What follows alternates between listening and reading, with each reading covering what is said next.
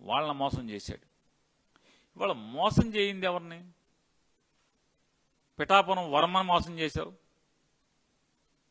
Zero చేశామని మీ నారాయణతో చెప్పిస్తావు. అప్పుడేమో MLC ఇస్తానని చెప్పేమో ఆశ పెడతావు, ఇప్పుడేమో జీరో చేశామని చెప్పి నారాయణకేమో వర్మని జీరో చేసేయండి జీరో చేసేసామని చెప్పి ఇతను చెప్తాడు.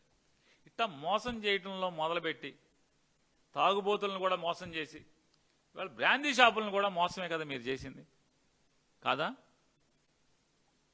ఇవాళ టెండర్లో పాల్గొన్నటువంటి బ్రాందీ ఔత్సాహికులు ఎవరైతే ఉన్నారో వ్యాపారం చేద్దామని, ఆ టెండర్ రానోడేమో ఆ రోజు ఏడ్చారు. టెండర్లు వచ్చి బ్రాందీ షాపులు నడుపుతున్నారు, 20% లాభంతో మీకు వ్యాపారం చేయిస్తానని చెప్పని.